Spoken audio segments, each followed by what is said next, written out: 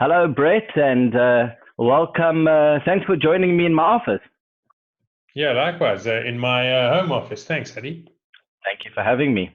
And so we're gonna jump right in. Your profile, your experience, the companies you've worked in, the executives you've interacted with, a very high level, and a lot of keywords and goals going on there. So, your insight into what I'm going to ask is going to be fantastic, in my opinion, and I hope those who hear it will agree. We're going to jump right in. The reason I actually asked you to join me, the topic was what it takes to be a truly successful business person. Oh, I'm in love. I love that topic. So I'm either going to I thought you were putting your sunglasses on. I thought, this oak is next level. Okay. So just in case I can't say intelligent things, I'm going to at least try and look intelligent for a moment. At least.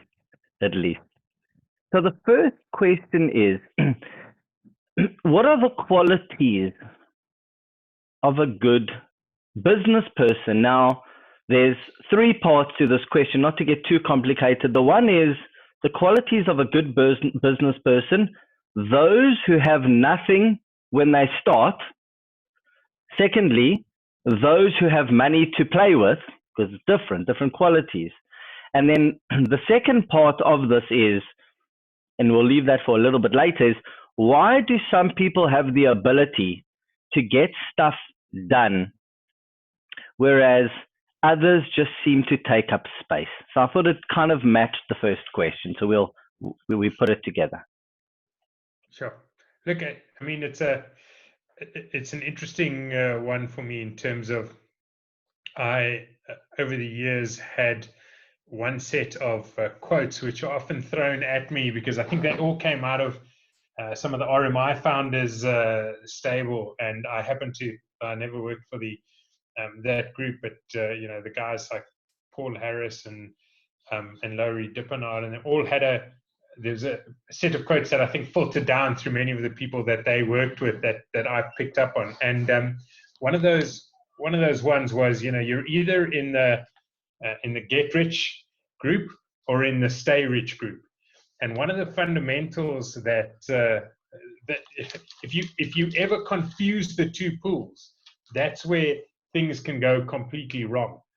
So, and I think that's where, when you said, like, what does it take for people who start with money versus people who end up or who start from nothing, being able to make that transition and understanding at what point you need to be able to take some chips off the table and go, okay, these are no longer my gambling ones. Because when you start with nothing, it's very easy to risk it all because you go all in on nothing. That's it's an easy play. But once you build that up, the last thing you want to do is have all of that taken away from you again. And I know we all know the great stories of some of those people who managed to do that repeatedly. Like, fantastic. I never want to be in that boat where I keep having to start from scratch. And even though I've had to. So I think there's, for me, there's a couple of principles that work through for everybody, for all those stages that are valid, regardless of which business book you read. And then I think there are others that just come down to being sensible, with your money, that I think if you, in the asset management space, you'll have a lot of people who will talk about, diversification and protection of your assets. But when you start from nothing, diversification is irrelevant, because you go all in on one or two really big things. So I think, understanding that space and seeing which of the principles are relevant to those various ones, I think is a fascinating one for me. And I also think, depending on, if you look at great business leaders across various sectors, I think you will find loads of completely different approaches. And I don't think there is a one recipe that works for all. But I certainly think there are a couple of common traits that will come out depending on whose autobiographies or within business you read. And so for me, it'll be things like resilience. People who have the ability to take a knock and get back up within business. Resilience is key for both, for any business that you build, particularly at a time like this, right in the middle of COVID. Now is where that thing of talking about resilience versus actually finding it. We're kind of in the 11th round now. And those who don't know how to get through 10 rounds are now in the 11th round going, whereas those who built up to it, like when McGregor fought that other guy that keeps on running away, he had a different play because he had the resilience. But please, go on. Yeah. So I think resilience is easy to say, but is incredibly difficult to practice, particularly when the knocks get bigger and the knocks get harder. And you have not 3 months, not like 3 weeks of lockdown, but suddenly you look at a year of what if we can't trade for a year? Though, so there's a lot of people who are now really trying to figure out what that is. So resilience is key. I think people like Steve Jobs and I think this is probably the most commonly quoted one for me is curiosity. Always being interested in something new, in being interested in how, interested in the why, asking those questions. I think there's something that is often cited as one of the biggest failings of a very well-known world leader at the moment is zero curiosity, not actually being interested to find out.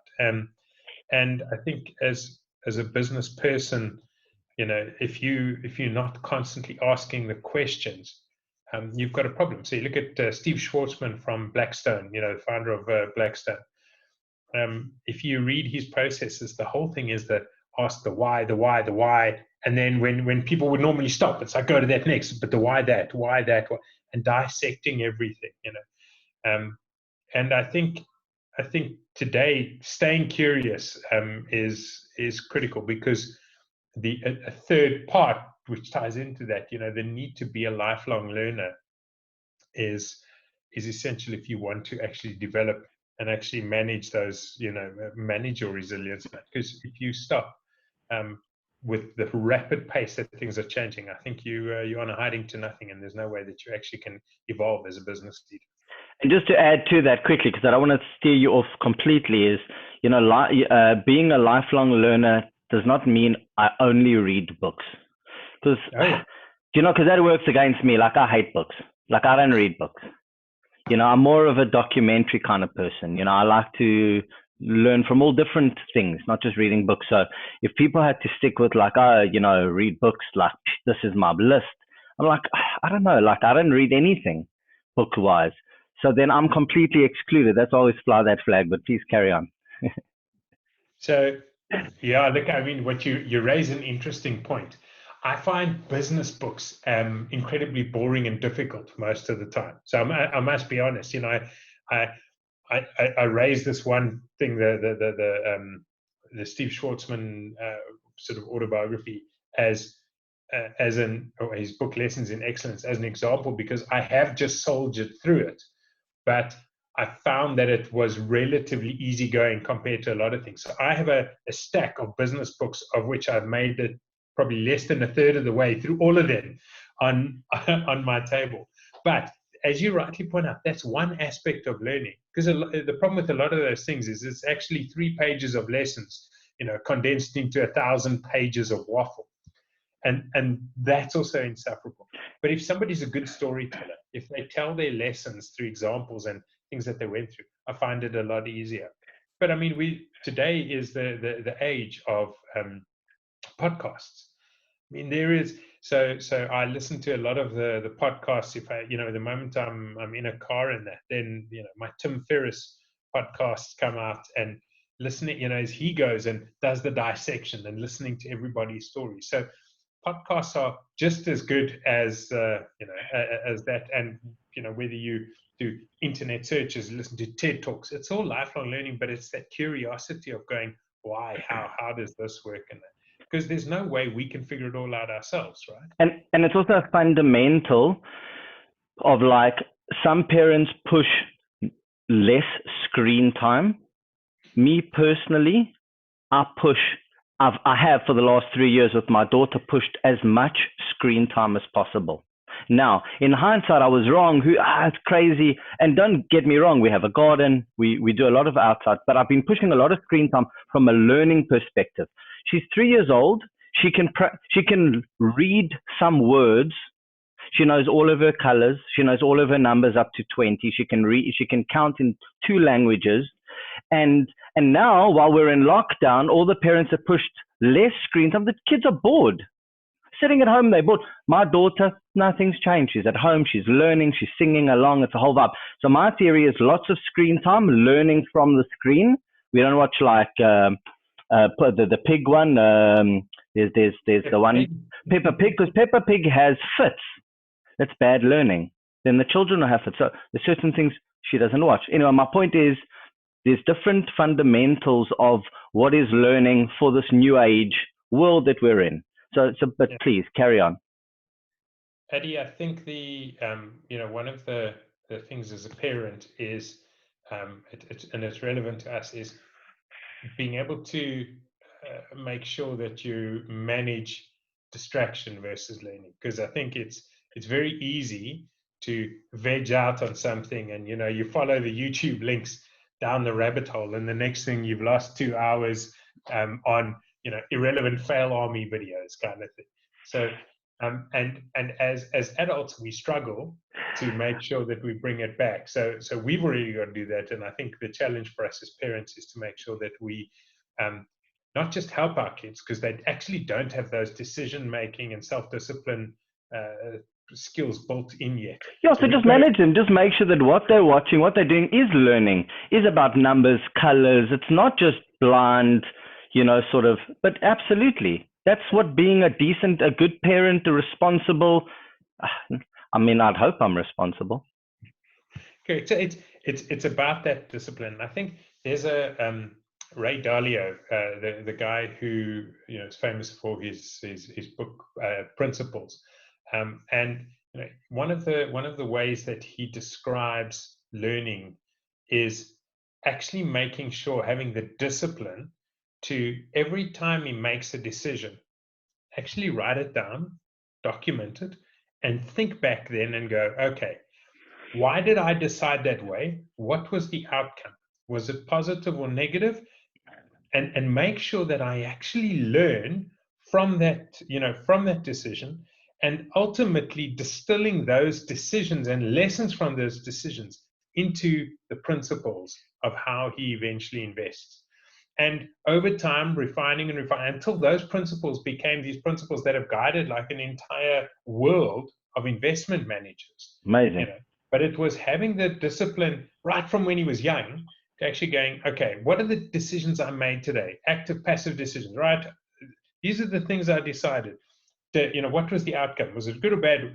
And analyzing how I made that decision and making sure these are the factors. And I think that goes back to making our learning more deliberate, because otherwise we're constantly learning things, but if we don't distill it, we're not actually learning our patterns on how we decide stuff, and our decision making remains random. So we're in the sort of venture capital and private equity space, and for us, making sure that we go through something, we see the outcome, and we go back and go, okay, analyze that decision. What does it cost us? How do we make sure we apply this the next time is critical, because the most expensive lesson is the lesson that you've had to learn twice. Sure. And the only one that's more expensive than that is learning it 3 times. And that is just frustrating and infuriating. Absolutely. So I want to add to what we're saying, because I could talk to you for a long time about this, and there's so many qualities, but I want to shift it up into another little topic, because we only have about half an hour, if I may.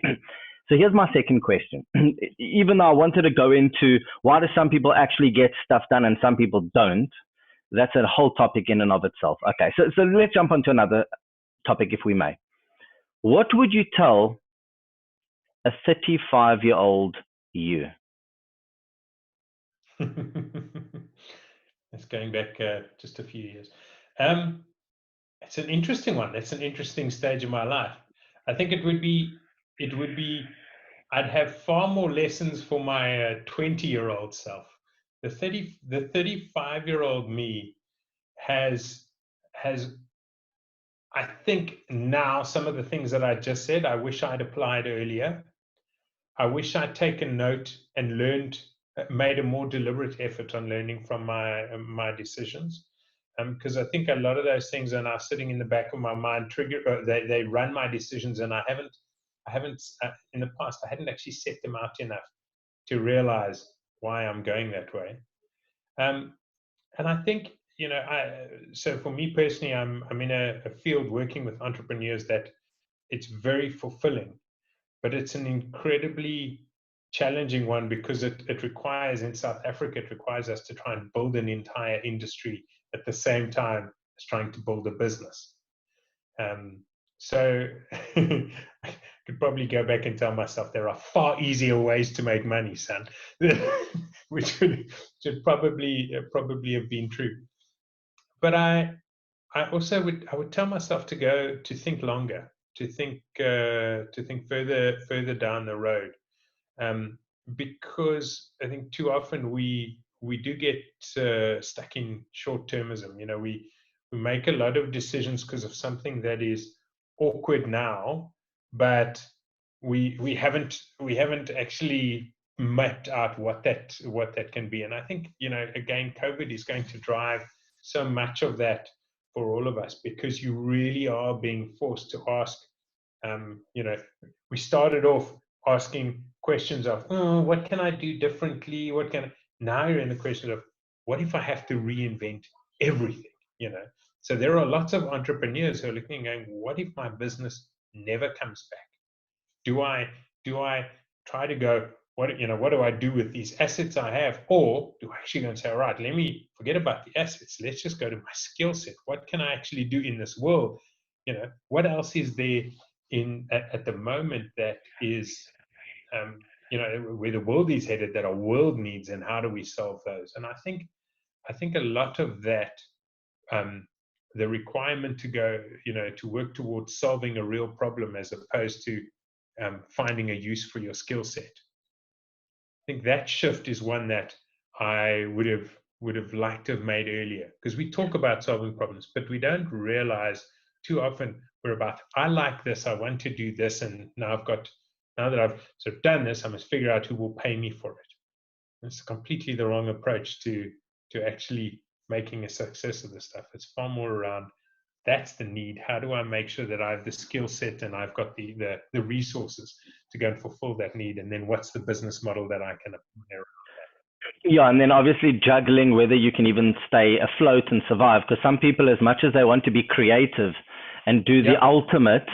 the reality is you've got to pay the rent at the end of the month, the insurance and car and all that stuff. And it's like, you'll end up chasing that for so long, just to kind of get to a point where that now is not drowning you. Now I can be creative. It took me a really long time to get to that point. Really long time. Unfortunately, with no backing and like family backing you and stuff, unfortunately, all you want to do is just be creative. No, absolutely. But I think very often we make the mistake of delaying things because of that initial discomfort, to the point where it's actually a heck of a lot harder to make those things work.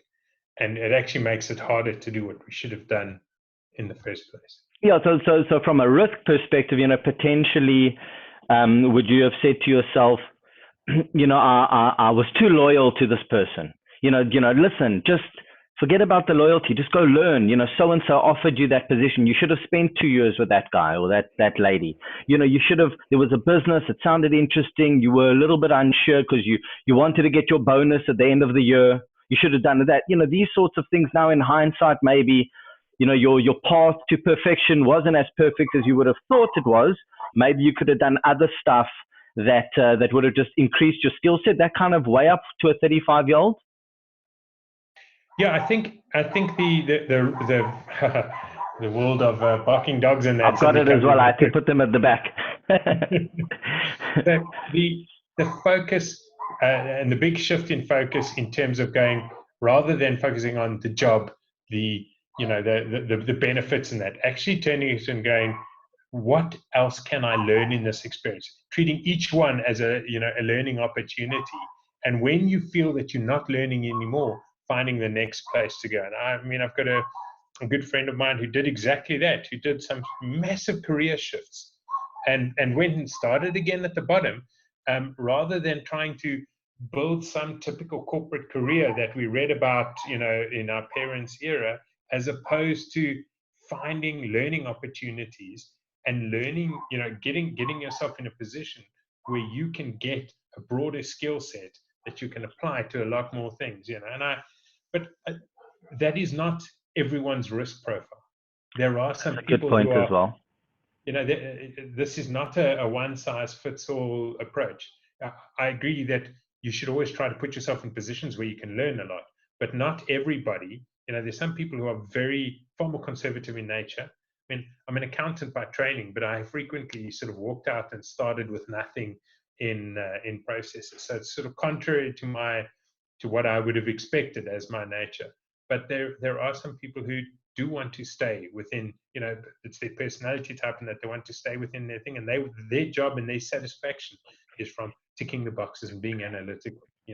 Yes, and so there's pluses and minuses on everything. What I talk about is the you as a brand, and some of them are so conservative that they hid behind their company's culture and building for so long. And now the Black Swan event has come in, and now your building's not there and your company's not there, and they've maybe retrenched the whole department. Now, who are you? What is your skill set? You're so boxed in a particular thing. So it's like a tricky one. It's almost like you're damned in if you do, and you can't foresee these things. So, Adi, I think something that when you said 35-year-old me, one of the things by that stage, I'd already learned some really, I say painful lessons, but some hard lessons. And that is, so things that I had watched. So I had worked in been in the merchant banking environment for a while. And I'd watched some of the older bankers who'd been bank managers and had, gone through various things, and then their roles had all been shifted as the world of banking changed, and everything deferred to spreadsheets and decisions being made, in terms of risk systems, as opposed to the bank manager going, "Hey, I know that guy; he's worth the money," and their power sort of devolved away. And I watched quite a few people sitting relatively unhappily waiting for retirement, and over time, some of these guys who'd been loyal their entire lives to this big corporate then got retrenched. And it's not just in banking. I've seen it often, and I think that was one of the most dramatic things that changed from our parents' era, is that a job loyalty or loyalty to a company was not necessarily rewarded in reverse. And so I've always had this sense of wherever you go, you still need to understand that this is it's not guaranteed. And I mean, now again, it's exactly what's being. Well, that's the whole point. Is here we are again. Here we are. In the evenings, you were getting your bonuses, you were getting your salary, you were a big macha. Now you're at home, and and thousands of people, through no fault of the company or their own, are now stuck and have lost their jobs and that. So I guess it's that point of, no matter where you are, you cannot take your situation for granted, and you always need to be looking over the into that long-term horizon. In private equity, our fund sizes are usually, let's call it 10 years with an extension or two. So we have to look at a longer life cycle. And when you start a private equity fund, you're in it for a 10-year ride. And if you duck out after 3 years, you don't get any of that value. So we're forced to head that way. But I think for a lot of people, that's not a natural phase. But again, the world's just been shaken like a snow globe. So, I think. Did you say like a snow glove? Is that what you said? Like a snow glove? Yeah. A snow glove. Brilliant. But they didn't want to be. And I think that's a very unsettling place for a lot of people to be. Some of us are more familiar with it. And just being able to settle and go, okay, slowly but surely work through this. I mean, to your point around execution, now is a time where you actually need to skip the panic, look at that long-term view and start going, okay, what can I do? Where's my first step? What's my second step? How do I start moving at least in a direction so that I don't sit here and do a million plans that don't work. I actually want to start doing things, testing it. If it doesn't work, adjust, make sure that you're moving. Definitely. So really, just to finish off, there were a few things, but I guess I've written here, to any of the businesses that you were looking at before, to invest in, they ticked all the boxes. They did. They ticked all the boxes.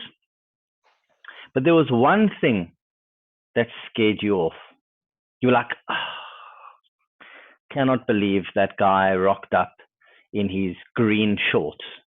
It's like fundamentally, is there anything, maybe two examples or one example of like a company you were going to invest in, the founder was arrogant, or that's an easy one, but where it just, you can have it so right, but just don't do that wrong. Yeah. And there've been variations. Sometimes in companies, it comes down to who some of the other investors are. So sometimes there's another investor in that company that actually, when you realize their influence, it can be quite a destructive thing. So that can often scare you off. But I think significantly, the founder or founding team, their approach, and most importantly, their coachability is a dramatically large part of this decision. So if we talk about it often, it's a marriage. It's a 10-year relationship at least, sometimes longer. That we're going to go through a lot of stuff together, and where we upfront have somebody who just kind of takes us on and has not a useful arrogance. I like confidence, but that arrogance that's just like, you know nothing, you don't even understand my business, blah blah blah. And just shows no element of coachability. That definitely has scared us off. And I can tell you, we frequently, in situations like that, have looked afterwards, and it's been, thank heavens. It doesn't mean we always get it right. Founders and entrepreneurs are not easy people. They are difficult generally. Remember, you've got to be a really tough person to make it through all of these really challenging situations. So you're not looking for easy people, but you do want people that you can work with. And I think that's the people who are open to learning, who are going with you, not just because they want your money, but they actually value your input. That's what we're looking for. And when somebody shuts off like that, if they basically want to, take the money and shut up, don't bother me again, that's an absolute fail and a deal breaker for us. Maybe somebody will give them that money, but that's not how we would approach it as an investor. Very nice. And I might as well squeeze this last question in. So some of the senior limited partners, the senior, very successful people that you've worked with, okay? What do you think still motivates them? Because some of them are so successful, they have everything, they've got a million things going on. I mean, for them, like, what is it, do you think, some of them that actually gets them to want to get out of bed in the morning? Is it pride? Is bragging right? What is it? Yeah, I think there's a mix. There's a mix of things, and it varies in degrees between other people. I think a lot of people, and once they've achieved financial success, they actually start to find a lot more meaning from actually helping others, helping build others to that point. Certainly not for everybody. And I think that satisfaction that they get, there's no question in all of this, there's always a level of ego in it. Some of them have it, it's a little bit below the surface. Some of it is far more out there. But I think a lot of people just get that satisfaction in bringing others along that journey. And it makes them feel good. They have others who then feel good. I remember, it's a different individual, but I remember one of the most sort of successful people in South Africa. In his, I think he was in his 70s at that stage. So a guy like had more money than he ever needed. And there he was sitting in a deal room making a bid to do a takeover of a listed entity. And you watched like just the satisfaction he was getting from this giant game of corporate chess. Now that wasn't about helping people. That was the buzz that he got from the deal. So there are lots of those guys who do just like the deal, But the ones I enjoy are the ones who have actually who are happy to share their advice and their learnings because they want to see others, succeed and follow in their footsteps, and they benefit from that as having helped those people. So those are the ones that I enjoy working with. Very, very nice. Now, wasn't that better than reading a book? Absolutely. Hey? You know what I mean? No, that's a good couple of chapters going on there. You can sit on your couch, your eyes don't get tired. Me, I pull out a book at night, 2.5 pages in, I'm like, oh, and I fall asleep. All right. Well, I guess then the principle is you must maybe find some more exciting books, right? But choose your own adventure. We're always quite nice. Turn to page 41 if you're going to jump off the cliff, and 42 if you're going to turn around and try and face the giants. Okay, fair enough. Well, Brett, this has been very nice. Thank you for joining me. Thanks, Adi. Good to have a chat. All the best. Take care. Cheerio. You too. Go out. Okay, bye.